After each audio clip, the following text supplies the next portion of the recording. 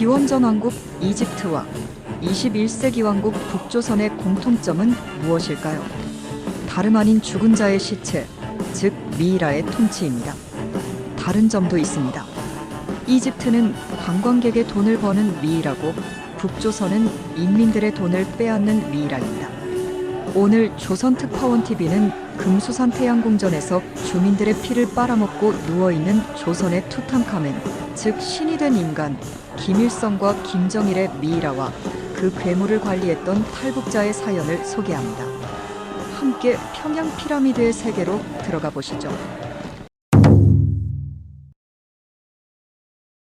안녕하세요. 저는 2016년까지 북조선 노동당 조직지도부에서 간부로 활동했던 60대 탈북민 신동철이라고 합니다. 어린 시절 학교 다닐 때는 친구들이 별명처럼 신똥철이라고 불렀는데 제 아들 손자마저 김씨 일가의 똥이 될까 두려워 북조선을 탈출하게 됐습니다. 그래서 남조선에 와서는 이름을 개명해 다른 사람으로 살고 있죠. 오늘 저는 제 빨갱이 활동에 이어 백두혈통의 투탕카멘인 김일성과 김정일 미이라에 얽힌 사연을 자세히 설명해 드리려고 합니다. 즉, 김부자 시신을 미이라로 만든 배경과 김씨들의 영원한 왕국을 노린 미이라 통치, 또한 주민들의 피를 빨아먹고 사는 영원한 수령 신화와 북조선의 유은 통치 체제 등을 자세히 소개해 드리겠습니다. 남한 분들은 북조선을 몰라도 너무 모르기 때문이죠. 반공교육을 받으셨다는 저와 비슷한 60대 이상의 분들도 잘 모르세요. 즉, 그분들도 북조선을 하나의 국가로 인정하고 있다는 것이죠. 제가 입에서 피를 토하며 주장하고 싶은 것은 북조선은 절대 나라가 아니라는 것입니다. 모든 것이 김씨 일가의 개인 소유 기업체와 같고 인민들은 노예일 뿐이죠. 김씨들이 정권을 영원히 이어가게 하자는 논리가 바로 주체 사상입니다. 절대 정상적인 국가로 오해하시면 안 됩니다. 북조선에서도 공산주의 사상에 충실한 사람을 빨갱이라고 부릅니다. 저는 빨갱이 중에 빨갱이였어요. 김일성 미이라를 전시한 금수산 태양궁전을 지을 때부터 근무했습니다. 노동당 내에서 가장 신성한 장소를 책임지는 위치에 있었죠. 김일성 주석과 김정일 국방위원장의 시신을 보존하고 관리하는 업무를 담당했기에 북조선 체제 유지의 핵심 일꾼이었습니다. 끝발도 대단했죠. 북조선에서 금수산 태양궁전의 개념은 북조선을 영원히 이끌 영생의 지도자들이 살아 숨쉬는 신전입니다. 한 국가의 기념관 정도가 아니죠. 사람을 신으로 만들기 위해 북조선 인민들의 충성과 신앙 공동체를 강제하는 종교적 공간입니다. 김일성이 사망한 1994년 당시 저는 30대의 젊은 나이였죠. 그때 김정일 국방위원장은 우리 조직을 불러 수령님의 영생을 보장하는 방안을 강구하라고 명령했습니다. 우리는 즉시 소련의 레닌 묘소를 참고하기 위해 러시아에서 전문가들을 초청하고 김일성 시신을 미이라로 만드는 작업을 진행했습니다. 당시 북조선에는 이 분야의 전문가가 없었죠. 따라서 치밀하고 과학적인 시신 처리가 필요한 만큼 소련의 용역비로 지불하는 제반 비용은 가히 천문학적이었습니다. 미이라 작업 자체도 돈덩어리지만 더 큰 자금이 들어가는 것은 미이라를 기상과 습도 등 기후변화에서도 온전히 지킬 수 있는 완벽한 시설로 짓는 것이었죠. 식량난으로 주민들이 굶어 죽어가던 고난의 행군, 그때 그 시절이었지만 불쌍한 저 똥처리는 오직 한 가지 목표에 집중했습니다. 어버이 수령님께서 우리 곁에 영원히 살아계셔야 한다. 그래서 김정일 지시로 결정한 것이 1977년 준공의 김일성 집무실 겸 관저로 쓰고 있던 금수산의 사당을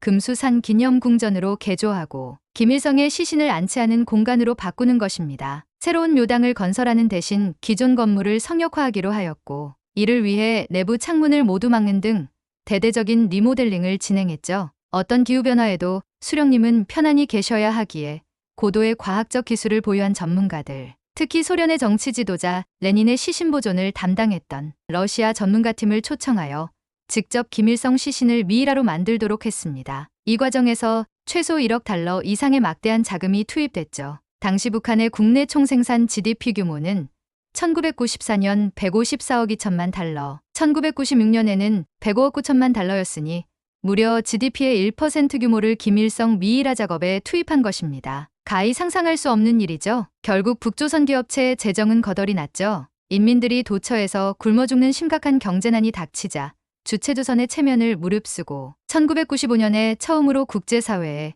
인도적 식량 지원을 요청할 수밖에 없었습니다. 그럼에도 김일성 시신이 안치된 금수산 기념궁전은 1995년에 공식 공개되었습니다. 북조선은 이를 어버이 수령님을 생전의 모습으로 모셨다고 선전하며 김일성을 실물로 영원히 기리는 공간으로 국가적 성역화를 시작했습니다. 그 후 2011년 12월 아들 김정일 국방위원장이 사망하자 그의 시신 역시 같은 방식으로 영구 보존키로 했습니다. 그것은 김정일의 유언이기도 했죠. 이번에는 손자 김정은이 앞장서 아버지 김정일의 시신을 할아버지와 나란히 안치시켰어요. 이로써 대를 이어 김부자의 유해까지 영생의 미이라로 모시는 성전이 되었죠. 김정일 추모 기간이 끝난 후 금수산 기념궁전은 금수산 태양궁전으로 이름이 변경되었고 내부에는 중국 진시황처럼 김정일의 생전유품과 업적을 전시하는 구역이 추가되었습니다. 김정일이 마지막까지 집무했던 전용열차 객차와 승용차, 호화 유람선까지 궁전 내부에 들여와 재현했으며 김일성 때와 마찬가지로 유리관 속에 시신을 영구 안치시켰습니다. 얼마나 어리석은 짓을 이 똥처리가 했을까요? 조선노동당은 2012년 1월 김정일의 시신을 생전 모습으로 모셔왔다고 인민들에게 공식 발표하고 김정은 정권 출범 직후인 2013년에는 금수산태양 궁전법을 제정하여 이곳을 혁명의 성지로 삼고 법적으로 보호관리하기 시작했죠. 이로써 금수산태양궁전은 20세기 이후 세계에서 유래를 찾기 힘든 북조선 역대 왕들의 합동 묘소이자 북조선 세습체제를 상징하는 심벌로 완성되었습니다. 그런 과정에서 김정은 자신도 그들과 함께 영생하는 존재로 남기를 원했습니다. 스스로 신의 아들처럼 거룩한 존재였기에 29살의 젊은 왕은 서서히 폭군으로 변하기 시작했어요. 신성한 그와 대면할 때는 사악한 공기가 전달되면 안 되니까 입을 손으로 가리며 말을 해야 했죠. 그를 신적 존재로 만드는 것이 우리 똥처리들에게 부여된 가장 중요한 프로젝트가 되었습니다. 그러나 저는 그때부터 이건 아니지 하는 불만의 감정을 느끼기 시작했어요. 머리가 깨기 시작한 거죠. 과연 이 모든 것이 누구를 위한 것인가? 김씨 가문이 계속 무자비한 권력을 유지할 수 있도록 죽은 자를 영원히 살아있는 존재로 만들고 있는 것은 아닌가? 이 같은 의문이 빨갱이인 저를 혼란에 빠뜨렸습니다. 다음 2부에서는 구체적인 저의 신분 소개와 함께 신이 된 미이라의 통치를 말씀드리겠습니다.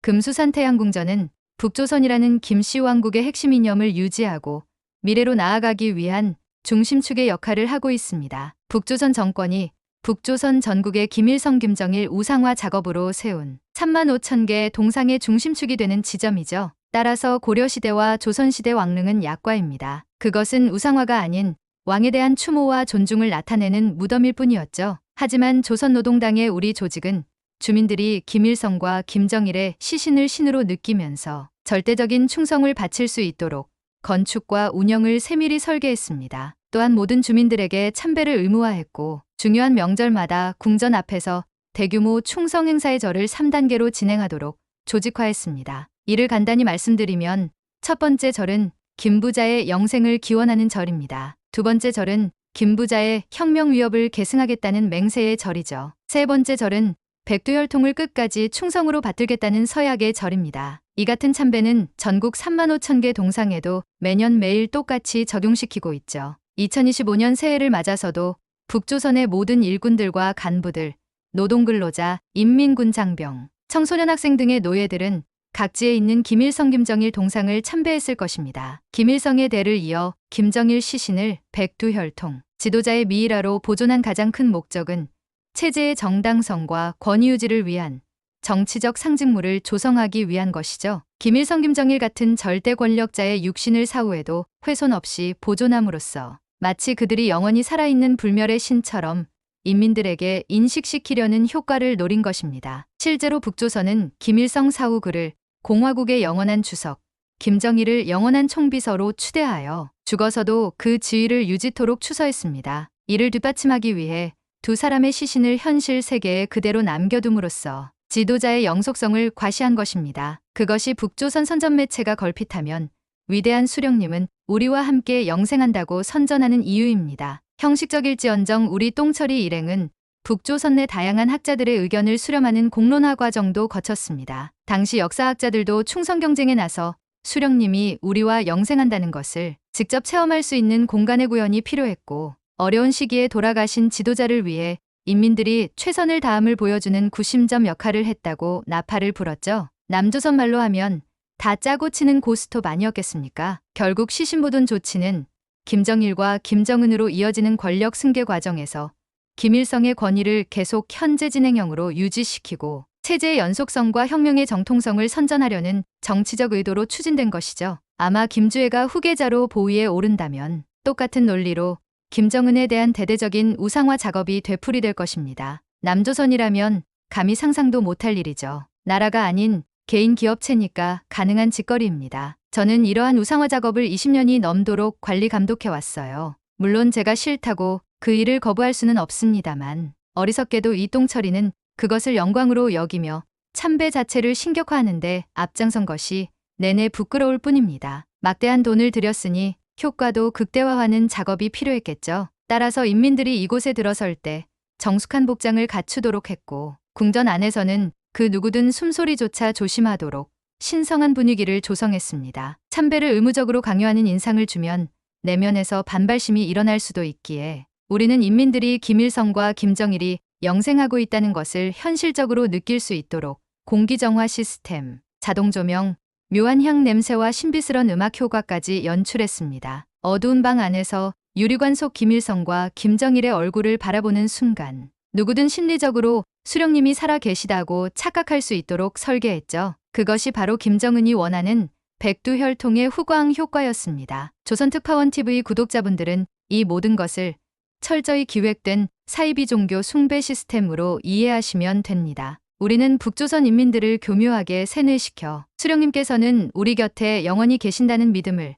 무의식적 상태로 강요하는 작전을 펼친 것이죠. 저는 당 조직지도부 간부로 그것을 만들어가는 시스템의 중심에 있었습니다. 김씨 일가의 우상화를 이끈 엘리트 그룹의 핵심 인물이었죠. 빨갱이 중에 빨갱이였다고 저 스스로 고백하는 이유입니다. 저의 부친 역시 1960년대 초부터 조선노동당의 간부였고 어머니는 김일성 종합대학 사회학과 교수였습니다. 어려서부터 저는 당의 혜택을 받으며 성장했고 김일성 종합대학 정치경제학부를 졸업한 후 노동당에 바로 들어갔습니다. 출신 성분이 좋아 엘리트 코스를 그대로 밟은 경우죠. 처음에는 조직실이라는 부서에 배치돼 당 조직 확대와 지원 업무를 담당했습니다. 그때 혁명화 심리전 사업 부문에서 뛰어난 성과를 인정받음으로써 1990년부터 노동당 조직지도부에 배속되었죠. 그곳에서도 충성심이 강한 엘리트 인재로 인정받았고 김일성 사후인 1994년부터는 새로 창설된 금수산 태양궁전의 관리 업무를 맡게 됐습니다. 처음 금수산 태양궁전에 배치되었을 때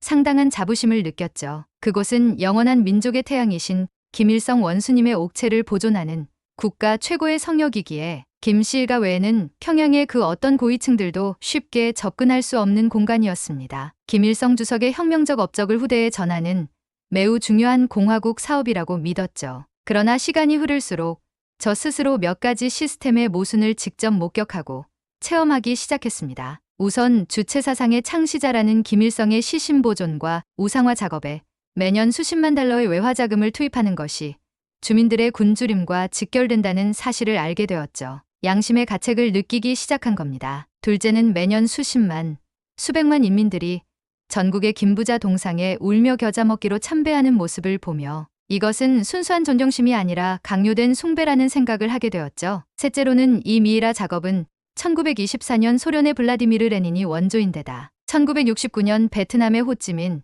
1976년 중국의 모택동도 모방한 것이고 모든 과정을 소련에서 초청한 방부 처리 전문가에 맡길 수밖에 없었다는 점이 조선노동당이 선전하는 북조선의 자주와 주체의 사상과 대립된다는 점을 깨닫기 시작했죠. 특히 1990년대 후반 고난의 행군 시기에 수백만 명의 인민이 굶어 죽어가는데도 김부자 시신을 유지하는 것을 정권의 최우선 과제로 추진하면서 저를 혼란에 빠뜨렸습니다. 북조선 김씨들의 미이라 작업은 세습 권력의 정당성을 강요하는 수단일 뿐이죠. 김일성, 김정일, 김정은으로 이어지는 세습 정권을 북조선에서는 이른바 백두의 혈통으로 신성시합니다. 선대 수령들의 위상을 죽음 이후에도 신격화된 형태로 유지함으로써 그즈께 후손에게 통치 권위가 자동 승계되도록 정당화하는 효과를 노리고 있는 것이죠. 1998년에 개정된 북조선 헌법은 김일성을 영원한 국가주석이라 명시하였고 김정일에게도 사후 영원한 총비서라는 영구 지위를 부여했죠. 이는 현직 지도자인 김정은이 형식상 영원한 수령들의 권위를 잠시 대행한다는 논리를 펴는 것으로 김씨들의 세습 통치에 이념적 명분을 부여하려는 것입니다. 다시 말해 김정은은 새로운 지도자라기보다 선대 수령의 유운을 받들어 모시는 후계자로서 통치하는 것이며 선대의 시신이 바로 눈앞에 존재케 함으로써 김정은 정권은 늘 김일성 김정일의 통치 연장선에 있음을 내세울 수 있게 된 것입니다. 저와 비슷한 시기에 탈북한 북조선 외교관 출신 태영호 민주평화통일자문회의 사무처장은 김일성과 김정일이 죽어서도 태양으로 우상화돼야 김정은이 태양의 후예로서 그 정통성을 유지할 수 있다고 언급한 바 있는데, 이는 시신의 미일화와 영구 안치가 곧 세습 통치의 정통성 유지 전략임을 잘 지적하는 분석이죠. 즉, 살아있는 권력 김정은과 죽은 권력 김일성 김정일을 밀접히 결합시켜 북조선 특유의 3대 세습 체제를 사상적으로 정당화하려는 것입니다. 물론 저 스스로도 한때 3대 세습 체제를 옹호한 책임을 질 수밖에 없겠죠. 하지만 저 혼자의 힘으로 그 시신 우상화 작업을 막을 수 있을까요? 이똥철이는 김정일 사망 후 3대 세습 체제에 대한 환멸을 점점 크게 느끼기 시작했습니다. 그러나 반대할 힘과 용기는 없었어요. 오히려 후계 수업을 제대로 못 받고 등장한 김정은에게는 더욱 김씨 일가의 신격화를 위한 장치가 필요하다는 것을 느끼게 했죠. 결국 우리는 김정일 시신을 금수산 태양궁전에 추가로 안치시키면서 또다시 김정일 미일화 보존 프로젝트에 적극 참여하게 됐습니다. 이 과정에서 안타까운 것은 김정일 시신 보존 과정에서도 막대한 외화가 소비되었고, 이는 주민들의 생존과는 무관하게 진행되었다는 점입니다. 고모부 장성택을 고사포로 쏘아 죽일 만큼 김정은 자신의 통치 체제를 강화하려는 술책 외에는 다른 이유가 없는 것이었죠. 김정은은 당과 군부, 내각의 핵심 권력층을 대상으로 충성 경쟁을 벌이도록 유도하기 위해 노동당 조직 지도부에게 주민들의 충성도를 더욱 강화하는 시스템을 만들도록 재촉했습니다. 결국 우리는 금수산 태양궁전의 김일성 김정일 미일화를 종교적 숭배 도구로 전환시켰죠. 저는 이런 과정을 현장에서 상세히 목격했습니다. 북조선 체제 내부적으로 김정은 정권이 주민들을 강제적인 미일화 숭배의 노예로 만들고 있다는 사실을 점점 더 확신하게 되었죠. 반복되는 말씀이지만 가장 안타까운 것은 당장 먹고 살기 힘든 주민들의 실상을 보는 것이었어요. 금수산 태양궁전의 미일화를 유지하는 데 드는 천문학적 비용이 아깝기만 했습니다. 김일성 사망 후 그의 시신을 미일화하는 작업만 해도 최소 1억 달러가 소요되었다고 말씀드렸는데, 머리카락 한 올 한 올까지 모두 재현시키는 정밀 작업 때문이죠. 김정일 사망 후에도 같은 과정이 반복되었는데 합하여 2억 달러에 이르는 비용은 오직 김씨 왕조를 신격화하기 위해 지출된 것이었어요. 장부에 적힌 자세한 내용을 기억할 수는 없지만 제가 근무할 당시 김일성 시신 미일화 보존비로 연간 80만 달러 지출은 기본이었죠. 그와 비슷한 규모로 김정일 시신 미일화 보존 비용도 지출되었으니 그 규모는 연간 160만 달러인데 현재 한국 돈으로 환산하면 240억에 이르는 돈입니다. 매월 20억 원씩 시체를 치장하는 화장품 비용으로 들어간다는 얘기죠. 이외에도 김정일이 죽었을 때 금수산 태양궁전 건물 개보수에 9억 달러가 들었었고 추가 유지비로만 다시 수억 달러가 들어갔던 것으로 기억합니다. 가히 천문학적인 숫자죠. 북한 최고위 탈북자였던 고 황장엽 노동당 비서는 남한에 와서 북한이 금수산 태양궁전 성역화에 엄청난 돈을 쏟지 않았다면 90년대 고난의 행군 시기에 그렇게 많은 사람이 굶어 죽지 않아도 되었을 것이라며 애통해했다는 말을 전해 들었습니다. 맞는 말씀이지요. 과연 그 많은 미일화 유지 비용이 어디서 나오는 것일까요? 그것은 바로 주민들의 피와 눈물로 채워진 외화 자금이었습니다. 해외에 파견된 외교관들은 면책 특권이 적용되는 외교행랑을 이용한 밀수를 통해 밤낮으로 충성자금을 만들어 송금해야 합니다. 쿠웨이트 등 중동 사막, 중국과 동남아 진출 식당, 러시아 벌목공 등 해외 파견 노동자들의 외화벌이 돈은 개인 노동자에게 지급되지 않고 대부분 김씨 부자의 해외 금고로 들어가죠. 그 돈들은 아무리 인민들이 굶어 죽어도 미일화 보존 처리비나 김정은의 외제 사치 명품 소비로 해외에서 빠져나감으로써 외화 관리의 악순환 구조는 매년 되풀이되는 실정입니다.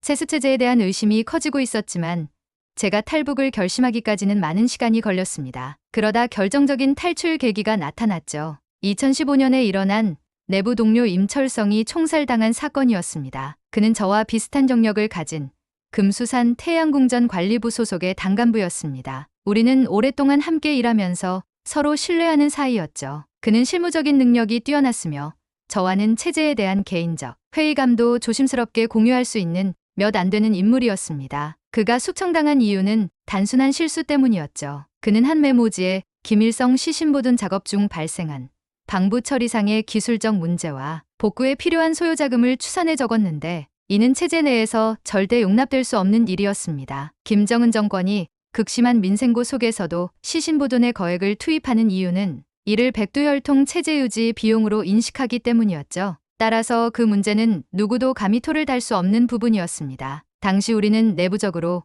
시신의 상태가 점점 악화되고 있다는 것을 알고 있었지만 이를 공식 문서에서 인정하는 것 자체가 금기였습니다. 신의 영역에 있는 김일성, 김정일의 시체가 썩는다고 문서로 기록하는 것은 명백한 신성 모독이었으니까요. 그것은 미천한 인간들에게나 적용되는 생물학적 기록이어야 했죠. 감히 우주를 지배하는 김일성 태양과 김정일 광명성이 썩는다고 보는 것 자체가 반역이고 북조선의 소멸로 비하하는 것과 같은 언동이기에 철저히 금하고 있었습니다. 단 한 줄일지라도 수령님 모시는 것을 감히 돈으로 평가할 수는 더더욱 없다고 했죠. 이 같은 논리로 실제 북조선에는 이중 경제 체제가 존재합니다. 일반 주민들의 생활에 쓰이는 민간 경제와 권력층의 통치를 뒷받침하는 궁정 경제가 철저히 분리되어 운영되는 것이죠. 그 차이는 무엇일까요? 북조선의 민간 경제는 농사작황이나 임가공업 생산성 여건에 따라 흔들릴 수 있지만 경호부대와 중앙당 유지비, 금수산 태양궁전 같은 국가 기반 상징물에 들어가는 자금은 흔들리지 않는 별도의 궁정경제로 관리된다는 점입니다. 즉, 정권은 외교관을 중심으로 해외 외화벌이 수입과 비자금 등을 동원해서라도 지도자 우상화 관련 사업에는 돈을 우선 투입하는 것입니다. 북조선 당국은 겉으론 금수산 태양궁전 건설과 관리를 인민들의 충정이 모여 이룩된 것이라고 선전하며 국가 예산이 아닌 주민들의 자발적 기부와 노력 봉사로 조성된 것처럼 꾸미고 있습니다. 실제로 1990년대 중후반부터 인민들에게 애국헌금, 충성헌금 명목으로 돈을 바치게 하거나 무보수 노동력을 동원하는 방식으로 태양궁전 건설을 지원해온 것이었어요. 조직지도부 임철성이 당시에 문제가 된 것은 내부 검토 과정에서 책상 위에 단순 메모 형식으로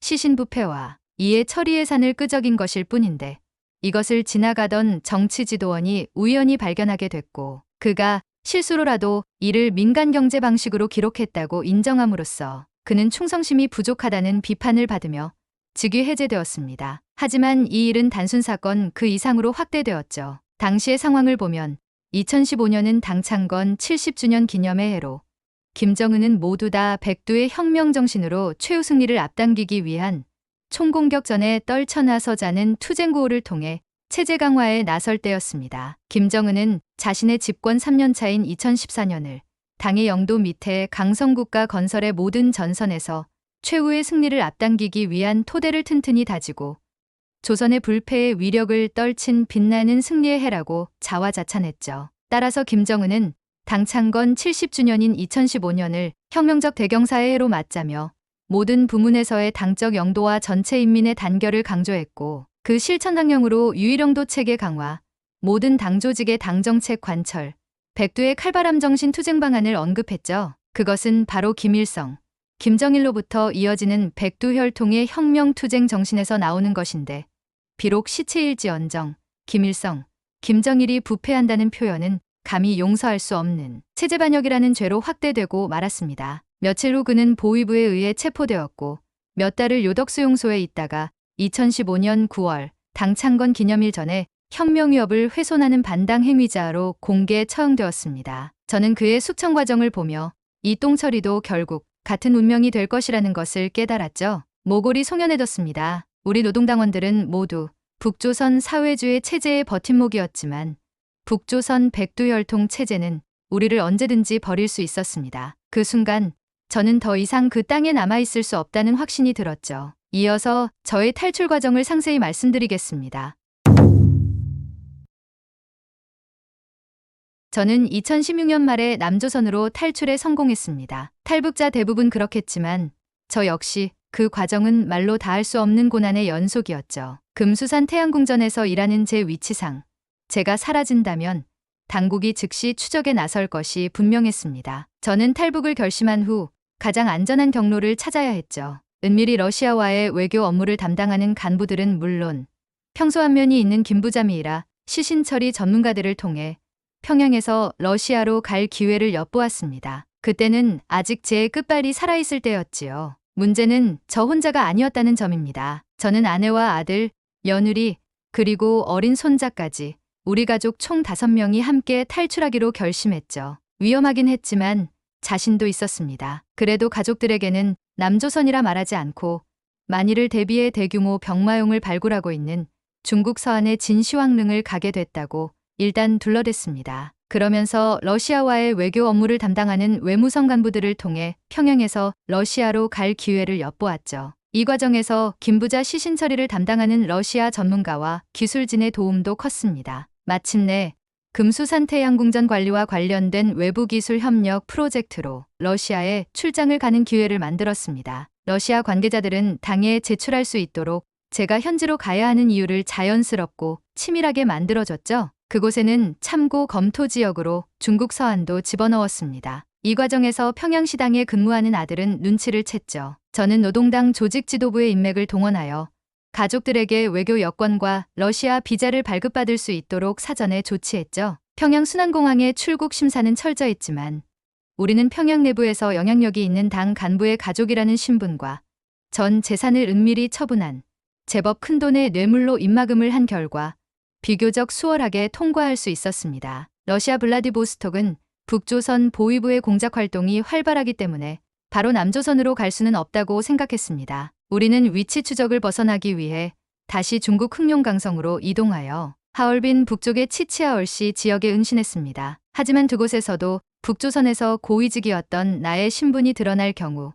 북조선 보위부에 의해 체포될 위험이 컸어요. 우리는 조용히 은신하며 한독행 브로커를 통해 동남아시아를 거쳐 한국으로 가는 계획을 세웠습니다. 몇 개월 동안 우리는 숨어 지내야 했고 마침내 제3국을 경유해 한국으로 망명하는 데 성공했습니다. 남한 땅을 밟은 순간 우리는 비로소 북조선의 거짓된 신화, 즉 미이라의 저주를 완전히 벗어던질 수 있었습니다. 다른 탈북자들도 나름대로 탈출의 보람을 이야기하지만 제가 가장 후회하지 않는 것은, 아니 가장 크게 느끼는 탈북의 가치와 보람은 더 이상 죽은 자의 영생을 만들어내는 거짓말 정치에 가담하지 않아도 된다는 점입니다. 저는 오늘 영상을 통해 북조선 주민들에게 꼭 전하고 싶은 말이 있습니다. 우리는 더 이상 죽은 자를 숭배할 필요가 없습니다. 평양 금수산 태양궁전에는 신이 없습니다. 덧붙인다면 그곳에는 단지 죽은 2개의 시체만이 남아있을 뿐입니다. 이제는 우리가 영생을 강요당하는 허구에서 벗어나야 합니다. 저는 남조선에 무사히 도착한 이후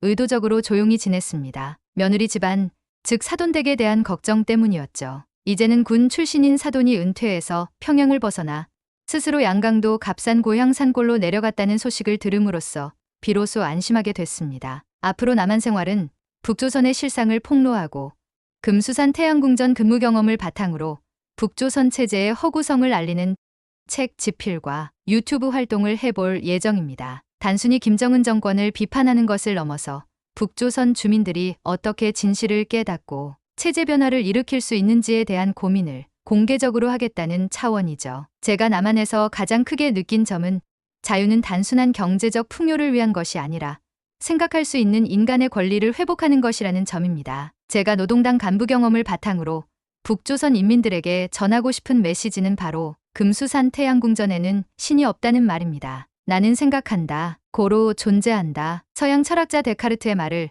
북조선 인민들을 위해 마지막으로 덧붙이면서 똥처리의 탈북 이야기를 마치겠습니다. 끝까지 들어주셔서 감사합니다.